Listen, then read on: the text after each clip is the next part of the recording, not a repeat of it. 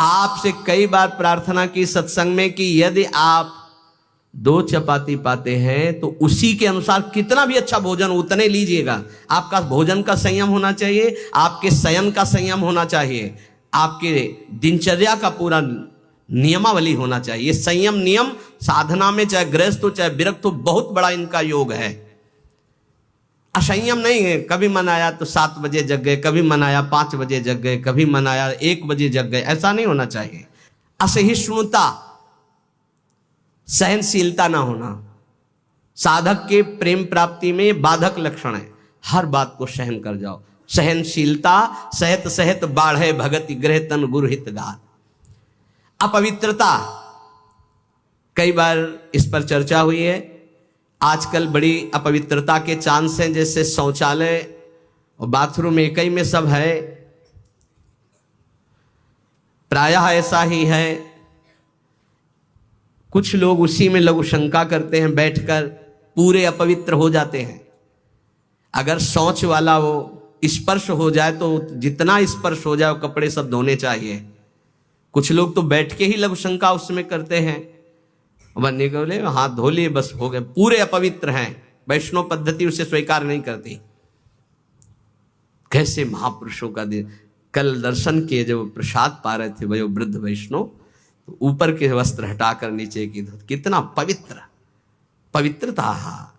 ये मुख में कुछ खाए जूठे चल रहे हो, कैसे तुम्हारा मंत्र सिद्ध होगा। खड़े खड़े लघु शंका कर ली, छिट्टी पैरों में पड़ रही, कैसे मंत्र सिद्ध होगा। बहुत सावधानी की जरूरत है। उपासक चाहे गृहस्थ हो या विरक्त हो, हर समय पवित्र रहता है। अपवित्रता ये सिद्ध नहीं होने देती, साधन को सिद्ध नहीं होने देती, ध्यान रखना। कुछ भी खाने की वृत्ति ऐसी ना रखो जो प्रियालाल को भोग नहीं लगाया आप पा रहे हैं। बाजार में खाने वाला तो साधक हो ही नहीं सकता।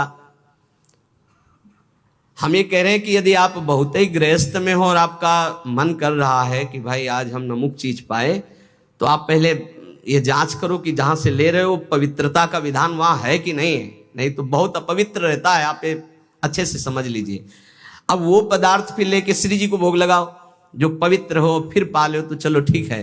वही बाजार में खड़े खड़े खाना पीना ये साधक या वैष्णव का लक्षण नहीं है। ये भारी अपवित्रता है जो तुम्हारे भजन में बाधा पहुंचा देगी। मान लीजिए, हाथ जोड़ के कहते हैं, क्योंकि प्राय अब इस पर छूट है। पवित्रता, पवित्रता बहुत सावधानी से। जैसे आप माला जप कर रहे हैं, आपको लघु शंका लगी है, तो अपनी माला को गर्दन के पीछे कहीं ऐसे फंसा लीजिए उच्च भाग में, और बैठकर लघु शंका कीजिए। जहां पानी की व्यवस्था या आप अपने पास पानी रखिए, फिर पवित्र होइए। अगर ऐसा है कि जल नहीं है तो रज से कर लीजिए, रज से हाथ धो लीजिए। जब तक पानी न मिले, आचमन न कर लो, तब तक माला नहीं, ऐसे नाम जप करो। ये अपवित्रता भगवत प्राप्ति में बहुत बाधक है और लोग इसको मानते ही नहीं है। कोई बिरला पवित्रता का निर्वाह करता नहीं मान। कौन भ्रमण में लघु शंका के लिए कमंडल रख रहा है? अब वीआईपी पना हट जाएगा। प्रायः दंड कमंडल, साधु का प्रसिद्ध सोटा लंगोटा, ये सब प्रसिद्ध है। काछ वाच मन निश्चल राखे, धनि धन जननी तेरी रे। बहुत अब प्रायः दर्शन करने वालों में ऐसे दर्शन होते हैं, हाथ में बिस्लरी की बोतल ऐसे, जैसे कोई जल चढ़ाने की गंगा जली नहीं, प्रायः बिस्लरी की बोतल ऐसे हाथ में होगी। जमाना बदलता चला जा रहा है, और या स्मार्ट मोबाइल हाथ में होगा। कोई भले आदमी तो ऐसे मिलते हैं कि मोबाइल से ऐसे वीडियो दाहिने हाथ से बना रहे हो, बाएं हाथ से ऐसे कर रहे हैं। बाएं हाथ से किसको किया जाता है जानते हो? शत्रु पक्ष को। जब राजाओं के यहाँ दुश्मन का दूत जाता था तो बाएं हाथ से सलूट करता था। तब पता है कि दुश्मन का दूत आया, इसलिए बाएं हाथ से करता था। तो आजकल नए बच्चे वो जानते हैं नहीं, तो मोबाइल से शूट कर रहे हैं ऐसे, बाएं हाथ से ऐसे कर रहे हैं। ये अपवित्र। भगवान के सामने या भगवत भक्तों के सामने, चलो आपके हाथ खाली नहीं, वीडियो बना रहे हो तो नेत्रों से कर लो, बाएं हाथ से काहे को? दुश्मनी काहे को मोल ले रहे हो? बहुत बड़े के दरबार में हो, बहुत बड़े के पार्षद हैं, वो हर समय देख रहे हैं। आप क्या समझते हो हम अकेले चलते हैं? नहीं बोले 10-20 साथ चलते, नहीं, इनकी बात नहीं कर रहा। एक कदम भी ऐसा नहीं जिसमें हमारी महारानी जी न चलती हो। ये जो छोटे छोटे नवजात शिशु जो ये सब, ये जानते हो महारानी जी के प्रताप का आशीष लेने आते हैं।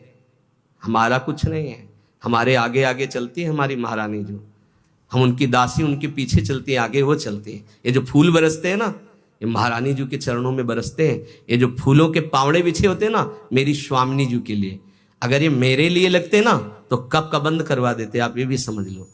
मेरी महारानी जी के दर्शन के लिए कोई नाचता है, कोई रोता है, पूरी भीड़ में सैकड़ों रोते हैं, तो हम उनकी आंखों की तरफ देखते हैं कि मेरी प्रिया जी का कृपा प्रसाद इनकी, भले किसी भाव से। मेरी महारानी जी तो बड़ी रिझवार है ना, हाँ बड़ी रिझवार। कितने के अंतिम बन गए, अंतिम बन गए, समय अंतिम बन गए, क्योंकि उनको तो समझ में नहीं आ रहा है ना, वो तो केवल देख रहे हैं बाबा। लेकिन बाबा के आगे जो चल रहे हैं उनका प्रताप चल रहा है। आप समझते हो ना, किसी के आगे इतना नहीं होता जो आप देख रहे हो, ये महारानी जी के आगे होता है, किसी और के आगे नहीं होता। यहां कोई संत प्रताप उदित नहीं है, ये महारानी जी का प्रताप उदित, राधा प्रताप। जो प्रसिद्धि और पुजवाने की इच्छा रखता है उसे प्रेम प्राप्त नहीं होता। प्रेम प्राप्ति में बाधक अपनी प्रसिद्धि और पुजवाने की इच्छा नहीं। अपने इष्ट में चित्त को लगा दो तो सेवक जी महाराज कह रहे हैं, बिस्तर है सब जग बिमल कीरति, साधु संगति ना टरे, बास वृंदा विपिन पावे, श्री राधिका जो कृपा करे। अपने आप जगत में विमल कीर्ति का विस्तार हो जाता है जो प्रियालाल में चित्त जोड़ता है। अपनी पुजवाने की इच्छा, मान की चाह, ये प्रेम नहीं प्रकट होने देती। अगला, किसी से भी घृणा, जैसे कोई भी किसी भी तरह का है, किसी भी धर्म का है, कैसे भी आचरण करने वाला है, अगर वो हमारी महारानी के दरबार में आता है तो उसको हम भगवान की तरह आदर करेंगे। उसको एक, जैसे हम सबका आदर करते हैं ऐसे उसका आदर करेंगे। किसी से भी घृणा नहीं, त्रिभुवन में ये तो पक्का समझ लीजिए, किसी से भी घृणा नहीं। घृणा शब्द भक्त के हृदय में नहीं होता, किसी से भी घृणा नहीं। द्वेष, अजात शत्रु भक्त होता है, अगर द्वेष है तो प्रेम प्रकट नहीं हुआ। अद्वेष्टा सर्वभूतानाम, किसी भी संसार में एक भी से भी अगर द्वेष है, दुश्मनी है, तो भगवत प्राप्ति में बाधा हो जाएगी। अजात शत्रु, तुम्हें गाली दे, सर झुका लो, वो तुमसे द्वेष मान रहा है, तुम उससे द्वेष कभी मत मानो। जब दिखाई दे तो नेत्रों से प्रणाम कर लो। और निर्दयता, ये प्रेम में बाधक है। कभी किसी के प्रति कठोर व्यवहार वाणी के द्वारा, मन के द्वारा, तन के द्वारा ना करें। दुराग्रह, ऐसा होना ही चाहिए, ये कभी हट ना करे। जोई जोई प्यारो करे, सोई मोई भावे, ध्यान रखिए। दुराग्रह कभी प्रभु से भी ना करे कि नहीं प्रभु इतना तो होना ही चाहिए, गुरुदेव इतना तो होना ही चाहिए, नहीं। जोई जोई प्यारो करे, सोई मोई भावे। चपलता, जल्दीबाजी, चांचल्यता, ये साधक में नहीं होनी चाहिए। गंभीर स्वभाव, जो कार्य करे बहुत ठीक से करे। एक साधक अपनी सेवा में है, उनसे आप कोई भी जल्दी काम को वो नहीं करेंगे, कार्य दे दो छोड़ दो। अगर पात्र मार्जन करना है तो जब वो मार्जन करके निकले बाहर तो आप देख लेना निर्दोष हर पात्र चमकता हुआ मिलेगा। पर आप कह दो 5 मिनट में करो तो नहीं करेंगे। जो सेवा दोगे वो सेवा होगी, पर सांगो पांग होगी, उन्हें छेड़ो मत। वो अपने आप पूरा नाम जप करते हुए एकदम, पोछा लगाना छोड़ दो, उसे बोलो मत, बस सेवा दे दो। वो आराम से पूरे भवन में पोछा लगा के शांत, उसे छेड़ो मत। अगर जल्दी करो तो पोछा रख दे, खड़ा है, आप छेड़ो मत, सेवा दे दो। तो जब वो सेवा में होते तो हम कह देते उसको छेड़ो मत, वो अपनी सेवा पूरी सांगो पांग करेगा पर उसे छेड़ो मत। ऐसा ही उपासक का स्वभाव होना चाहिए। हम जिस कार्य में लगे सांगो पांग उसमें लगे, गंभीरता पूर्वक लगे, जल्दीबाजी नहीं, चांचल्यता नहीं। ये प्रेम प्राप्ति के लिए आवश्यक है। कैसे अगर आप वचन रूपी लक्ष्मण रेखा के अंदर रहोगे तो माया रूपी रावण तुम्हारा हरण नहीं कर पाएगा, तुम्हारी बुद्धि रूपी सीता का अपहरण नहीं कर पाएंगे। राम जी वरण कर लेंगे बुद्धि रूपी सीता का, श्याम जी वरण कर लेंगे। भीष्म पितामह अंतिम समय कहते हैं, हे श्री कृष्ण मेरी कुमारी बुद्धि को स्वीकार करो। आज तक इस बुद्धि को कभी किसी ने स्पर्श नहीं किया, ये बुद्धि कुमारी है, वरण कर लो इसको। लेकिन हमारी बुद्धि का तो अपहरण हो गया है, विषयों ने अपहरण कर लिया है। क्यों? क्योंकि हम गुरुदेव के वाक्य रूपी लक्ष्मण रेखा के अंतर्गत नहीं रहे। हम रेखा क्रॉस कर गए, अश्रद्धा कर ली, उनकी आज्ञा नहीं मानी, अवहेलना कर दी, कुतर्क। नहीं, ऐसा कैसे हो सकता है? बहुत विचित्र गुरुजनों की वाणी में सामर्थ्य होती है। कभी गुरु की वाणी पर अविश्वास करके कुतर्क नहीं करना चाहिए। अधैर्य, अगर उपासक में धैर्य नहीं है तो प्रेम प्रकाशित होने में बाधा पड़ जाएगी। बड़ी समस्या आ गई है, बड़ी नहीं, धैर्य पूर्वक टिके रहो।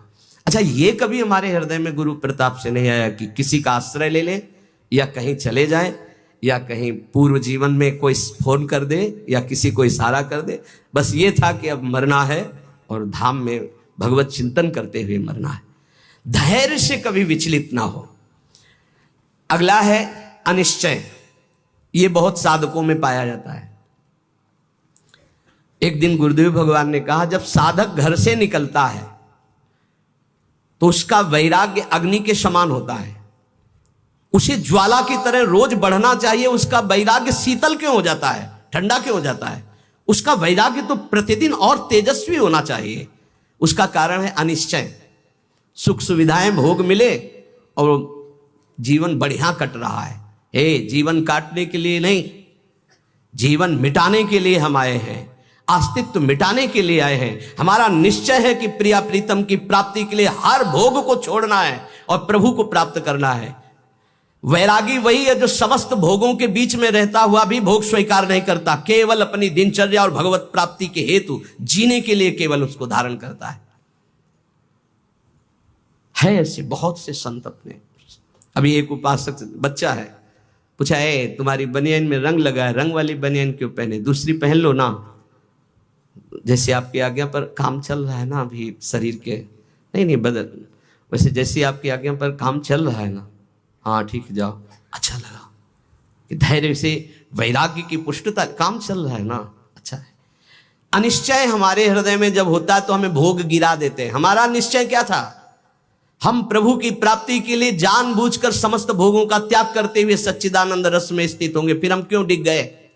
इसका मतलब हमारे निश्चय में कमी थी। अनिश्चय, हमारा निश्चय था कि हम अपमान को सहेंगे, हम निंदा को सहेंगे, हम तिरस्कार को सहेंगे, हर कष्ट सहेंगे, पर हे नाथ आपको प्राप्त करेंगे, आपका भजन करेंगे। कहां गया वो निश्चय? थोड़ी सी कोई अपमान की वृत्ति आई, हम गुस्सा हो गए, थोड़ा सा तिरस्कार हुआ, हम परमार्थ छोड़ दिया, थोड़ा सा कोई भोग आया, हम भजन छोड़ दिया, भोग में राजी हो गए। कहां गया हमारा निश्चय? इसका मतलब अनिश्चय है हमारे हृदय में, लक्ष्य का निश्चय नहीं है। संशय, पता नहीं भगवान में सुख है कि भोगों में सुख है, पता नहीं इस मार्ग से भगवान मिलेंगे कि नहीं मिलेंगे, पता नहीं जिनके सहारे भगवान की प्राप्ति कराएंगे कि नहीं कराएंगे। कई तरह संशयात्मा विनश्यति, वो भ्रष्ट हो जाएगा, गिर जाएगा। असंयम, ये बहुत खास बात है। पर निंदा सुनना, पर निंदा करना, पर चर्चा करना, ये प्रेम में बहुत बाधक है, कई बार चर्चा हो चुकी। और बाहरी वेशभूषा बनावटी नहीं होना चाहिए। इसकी भी चर्चा हुई है कि बढ़िया क्रीचदार कपड़े, कोई बड़े उपाधि युक्त महात्माओं की बात अलग हो, तो गुरुजन है, आचार्य हैं, लेकिन साधक के लिए बात कह रहे हैं। वेशभूषा बहुत शांत रखनी चाहिए, जो गुरु प्रदत्त वेशभूषा है। और जब तक वस्त्र शरीर धारण करने योग्य की रक्षा कर रहा तब तक बदलना नहीं चाहिए। बहुत परमाणु होते हैं वस्त्रों में, जैसे ऊपरी अचला है, ये तो वर्षों चलेगा, बदलने की जरूरत नहीं। जैसे आपको मिल रहा है तो आप रोक सकते हो, उड़ाया जा रहा है, आप औरों को उड़ा दीजिए, मेरे पास है, बहुत कृपा। ये जरूरी नहीं कि सबको उड़ाया जा रहा है तो हम ले रहे हैं। जैसे भेंट है, वस्त्र है, अगर वो सम्मान के लिए आपको दिया जा रहा है, आपको आवश्यक नहीं है, तो आप हाथ जोड़ सकते हो, प्रसाद दे दीजिए, ये नहीं। इससे आपकी भक्ति बढ़ेगी और गुरुजन आप पर प्रसन्न होंगे। ध्यान दीजिएगा, अगर वस्त्र है और आपको उड़ाया जा रहा है तो आप ऐसे रोक दीजिए, हमारे पास दैन्यता हमारे पास है, आगे जरूरत होगी तो हम आपसे याचना कर लेंगे, जितने से काम चल जाए उतना। बनावटी बाहरी वेशभूषा और शास्त्रार्थ, ये प्रेम में बाधक है। वो तो कोई विद्वान करता है, अपने लोग तो है ही नहीं। शास्त्रार्थ करने लायक क्या है? तो शास्त्रार्थ तो विद्वानों का विषय है, पर किसी भी विषय में तर्क वितर्क नहीं करना चाहिए, मौन का आश्रय लेके हट जाना चाहिए। अगला, शरीर के आराम की चाह। यहां जो लिखा है वो ध्यान, शरीर आराम तलब, ये जीवन में नहीं लेना चाहिए। कुशासन में लेटते थे, पूरे वृंदावन में कुशासन,